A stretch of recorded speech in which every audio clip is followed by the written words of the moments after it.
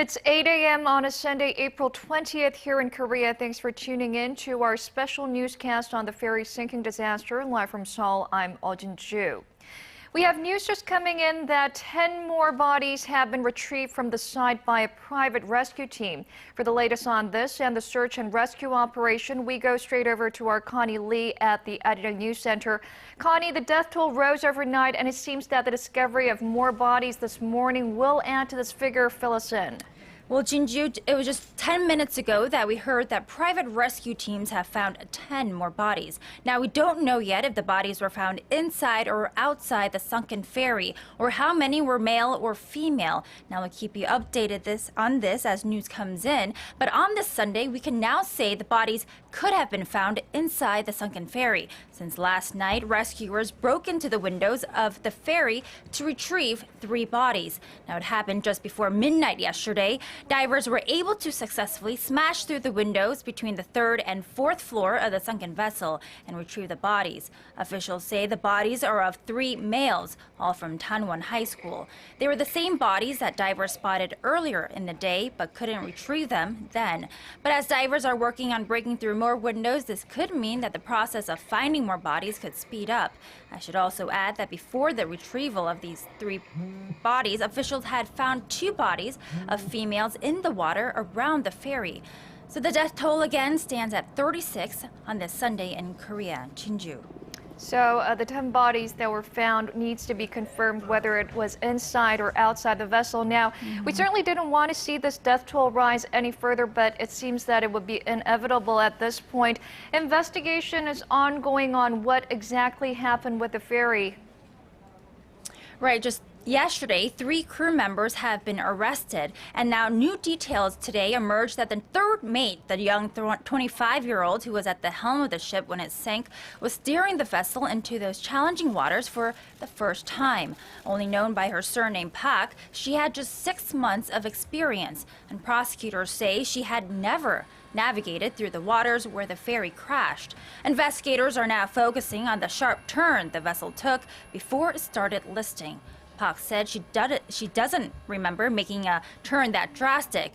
Authorities are also looking into whether or not an evacuation order was properly sent out. As you know, the captain of the ship, Lee Jun-seok, claims he did tell passengers to evacuate when the vessel was sinking. Now, as for the captain, he is charged with 5 violations, and if convicted, he could face up to life in prison.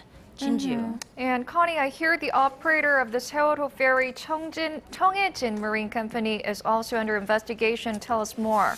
Yes, investigators have found that the company has actually an awful safety record. Files show the company has had accidents stemming from engine trouble or collisions on a regular basis every 2 to 3 years. Now, its most recent accident was just 3 weeks ago. This involved a collision of its passenger ship and a fishing boat during thick fog conditions. In that case, though, all of their passengers did survive, all 141 of them, escaping injury or death. Records also show the company failing to properly communicate to passengers and accept responsibility for mechanical failures. So the investigators will have a lot to look into over this ferry disaster. Thanks, Connie, for the latest.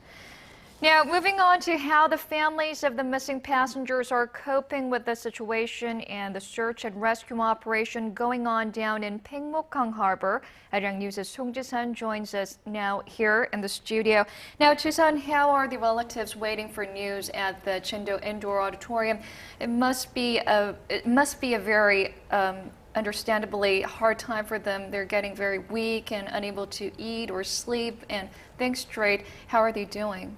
Absolutely. A lot of people, including myself, have spent the last few nights watching the news and updates for any news of possible survivors. But we can only imagine what the parents must be going through over the past 4 nights. And after the news broke that 3 bodies were discovered from within the ferry Saturday, parents of the missing rushed to port to identify whether the victims were their children. Their disappointment and despair soon turned into anger, and dozens of them attempted to travel to Seoul this morning to try and get into the presidential office of Cheongwade. They wanted to demand the pace of the operation be picked up with a better organized protocol system. Police and even Prime Minister Chung Hong-won have reportedly blocked and persuaded them from leaving the auditorium. Their condition is also a big concern, As many have spent sleepless nights under intense stress, most have been missing their meals, crying and praying. Several have already been hospitalized, and many have fainted while crying and are very fragile both physically and mentally at this moment. It must be a very tough and emotionally challenging situation for the parents. Now, we also hear their opinion vary on whether to lift the ferry or not. Exactly. Now, what we should put into consideration right now is that the Seoul ferry have completely sunk underwater as of Friday. Now, of course, that's because of the oil from Seoul ferry is leaking, and the oil was, in part, what kept the ferry at least a tad afloat the water, since the oil is lighter than water in density. The volume of air pockets is also calculated to reduce as the ship sinks deeper down due to the pressure, further risking chance of survival of those who may be waiting for rescue inside the ferry. While families of the missing still put rescue operation first in priority, it's reported that the families are divided on when to lift the vessel using cranes, because that would mean the end of rescue and beginning of recovery operation. Authorities have announced that they will not go ahead with the process without the full consent of the families of the missing. To minimize the risk of bodies drifting too far away, they have set wider nets around the area following requests by the parents. No parents could let go of hope when it comes to their children. It must be a terribly difficult decision for them to make in the coming weeks or days. Now, how will the rescue operations continue today on this Sunday? Well, we're expecting a better progress today because they have discovered an entry into the vessel, and that means they have secured an entry into the sunken ship, and they will be able to further search within the ferry at a faster pace from now on. The rescue team will attempt to approach the cafeteria, rest area, and convenience store, where a lot of passengers were expected to be present at the moment of the accident, and whether there are any survivors on the sunken ferry could be determined as early as this Sunday when the divers reach that far. And for that rescue, at least 556 rescue divers are going to be put to this task, as well as over 200 vessels, which will also be used for that task. We sure do expect to hear about more progress today. Thank you for that update, Jason. Thank you. Now, bitter sorrow and anger are what's left for the families of the missing passengers, stoked by the achingly slow progress of the rescue operation. But it seems there weren't that many options at any point of the operation. Experts say some of the suggestions raised by the families and general public would have lessened the chance of finding survivors even more. Park Ji-won tells us more. Fast currents, adverse weather conditions, including rain and strong gusts of wind. Rescue divers' attempts to enter into the sunken ferry have failed repeatedly since the search and rescue operations began 3 days ago. Rescue teams have opted to search for survivors, with divers using underwater paths to get into the vessel. Some have raised questions whether drilling a hole directly into the vessel to pull out any possible survivors might have been a better option. But experts say that was not a viable option. They say if there are any survivors inside the now sunken Seoul ferry, they're using air pockets to stay alive. If a hole had been drilled from the outside, it would have caused water to rush in, collapsing those air pockets. They also point out that welding necessary to make the hole would have generated carbon monoxide within the ship, which could have been fatal as well. Carbon monoxide poisoning could have caused a bigger accident. It's extremely rare to execute rescue operations by drilling a hole into a ship. To help search divers in the area, some have proposed setting up large commercial ships, such as oil tankers, nearby to block rapid tidal currents. But experts say this is also not an option because the direction of tides change 4 times a day, meaning deploying just 1 or 2 wouldn't help. At least 3 ships need to be deployed to safely surround the sunken ship to prevent currents, which would take at least 6 months. Then what about lifting the ship by cranes? Refloating the ship, experts say, will take at least a few weeks, which would be far too late for any survivors if there are any on board.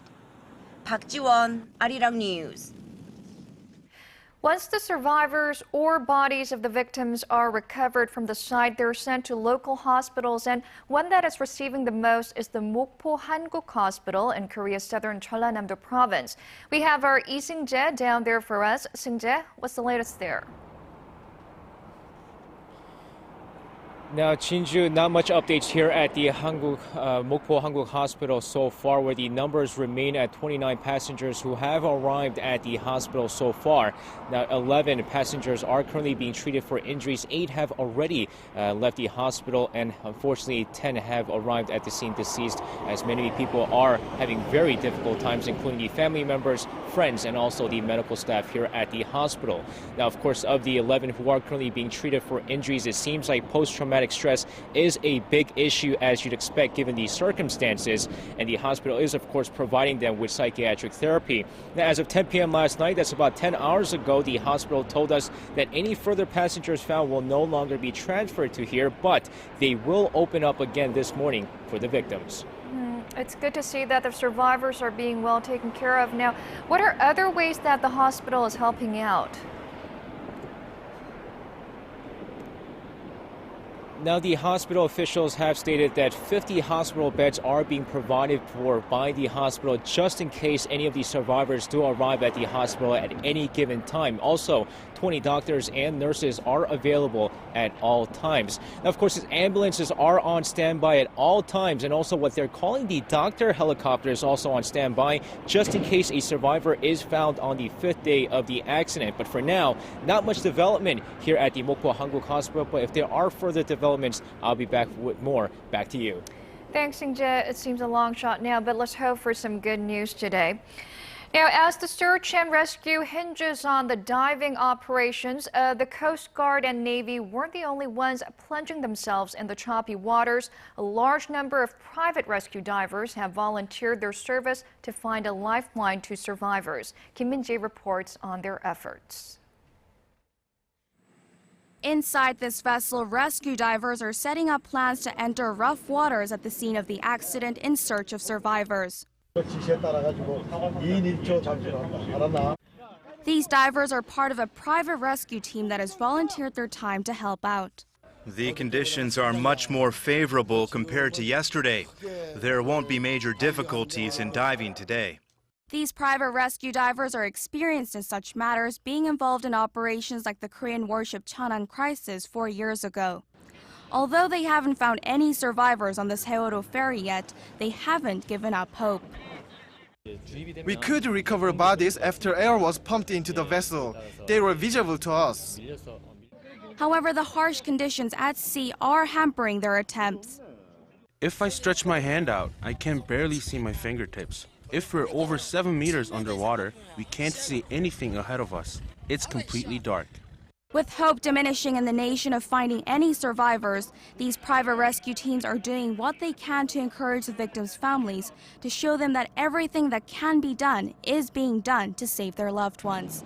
Kim Min-jae, ARIRANG News. The nation is united to share, if not all, the grief of the families who are desperate for more information about their missing loved ones. Volunteers are at the site with the family members, offering necessities and encouragement. Our Kim Ji-yeon has the story. As days pass by, families who long for their loved ones are growing wary. In times of crisis like these, a warm meal and a helping hand are a great help. Volunteers from various relief organizations came to Jin-joo Island, where the sunken ferry is located and where family members are gathered to find more about their missing family members. A lot of families came rushing to site when they heard about the ferry incident. So we're trying to provide necessities while they wait to hear news of their loved ones. The health of the families is deteriorating as time goes by, as rescue operations are further being delayed. Medicine and medical supplies are running short. We'll provide medicine and medical supplies until the crisis recedes. We're planning to have a fundraiser so that we can keep renewing the supplies. The nation is being united in times of crisis. Kim Ji-yeon, Arirang News.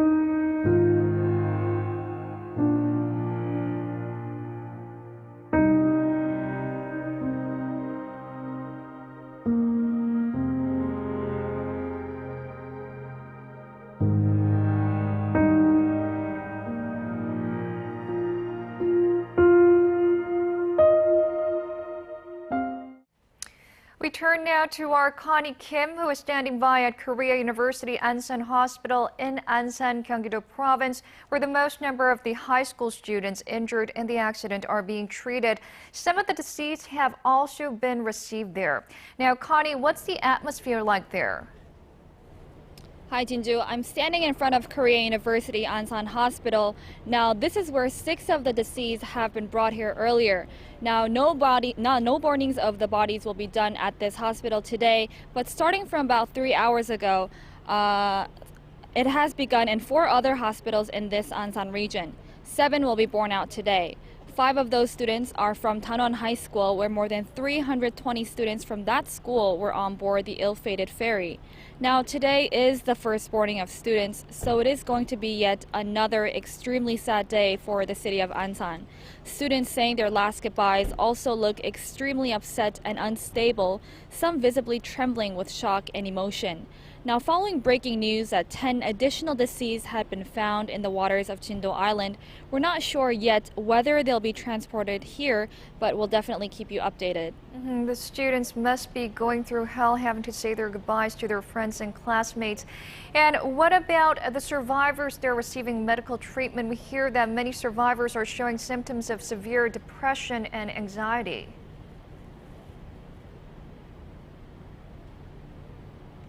Well, doctors are definitely working around the clock to help survivors, especially young students who have suffered such a traumatizing accident. Now, doctors and therapists are holding one-on-one counseling sessions to continuously monitor students' mental stability. And with more than half of the students very unwell, the hospital has restricted contact to students besides their family members.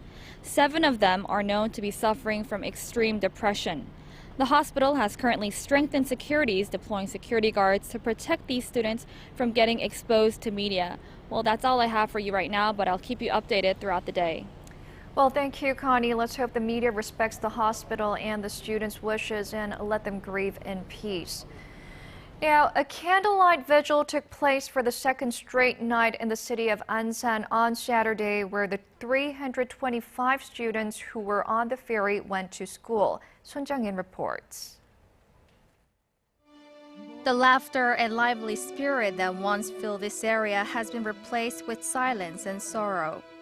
A candlelight rally hosted by Tanwon High School took place at Hwarang Park in Ansan on Saturday, where people united in one thought, hopes of finding the survivors safe and sound. The event was scheduled to start at 8 p.m., but mourners arrived even earlier than expected, with more people joining the rally as the time went by. It followed a similar event Friday at Tanwon High School, with students and parents sending condolences to the victims and praying for the safe return of the missing. Meanwhile, the news of their candlelight spread, with people from cities all over the nation passing on their thoughts and prayers through other vigils. Over in Busan, Buddhist monks held a candlelight vigil ahead of the opening of the Lotus Lantern Festival in Yongdusan Park. Most spring festivals, which were due kick off in April and May, have been cancelled or postponed out of respect for the victims of the sunken vessel. Everyone in Korea continues to hold out hope for any sign of good news, for any sign that more survivors will be found. Sun Jung-in, Arirang News. The communications officer of the ferry said he had to consult a safety manual to know what to do when the Seoul ferry hit trouble, something that clearly shouldn't be the case. The other crew members also didn't know how to organize the passengers and get them ready for evacuation, as they had not received sufficient emergency training. Our Hwang Jie has more. This is a huge American cruise ship that can carry thousands of passengers. Before leaving port, everyone gathers on the deck for mandatory safety education. They try on life vests and learn how to use them in emergency situations.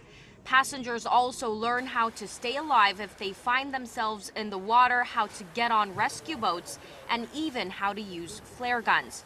The safety education goes on for about an hour. Such efforts come on the heels of major maritime accidents, like the one that capsized the Italian cruise ship Costa Concordia in 2012. While accidents are rare, it's important that cruise lines offer their passengers and crews the highest levels of safety and responsiveness in the event that something does go wrong.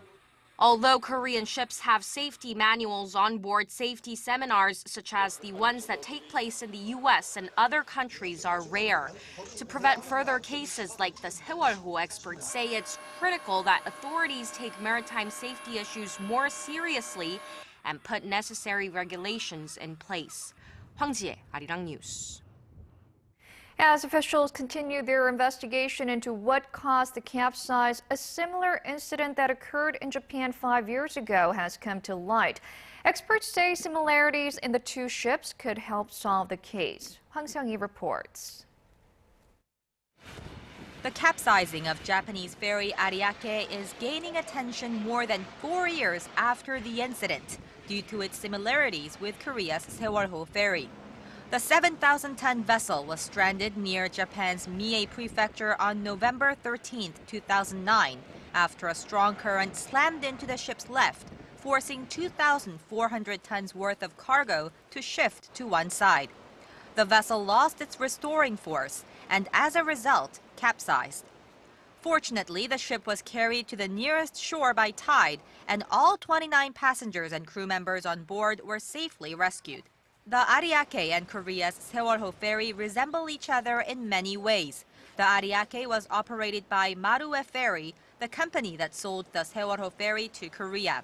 The two ships were also built by the same builder, the Japanese ship 1 year after the Sewolho ferry was completed in 1995. The two weighed almost the same and traveled at similar speeds. Experts say the ships are nearly identical in capacity and operation methods, and the lead-up to their capsizing is much the same. The similarities are fueling hope of clues into what caused the Sewolho ferry to list and sink. Hwang Seung-hee, Arirang News. I'm Lee Ji-hyun with a check on the weather conditions in Jin-joo area and around the country. Well, as we all know, the weather conditions in Jin-joo and seas haven't been in our favor. And as for today, things will get better as the day goes on. Winds and waves are expected to come down a bit. And temperatures should be similar to yesterday in Jin-joo under mostly to partly cloudy skies. And right now, it's drizzling at the scene. And as far as the tides go, this is when the calmest tidal currents occur today. And flow speed should decrease during these times. Well, one has just passed, and next will be 12:09 and 5:55 p.m. And as for the rest of the country, it looks like the nation will have a tad warmer afternoon highs compared to yesterday under mostly to partly sunny skies, and Jeju should receive sporadic showers in the morning hours. Well, that's all for now, and I'll be back with more updates after 10.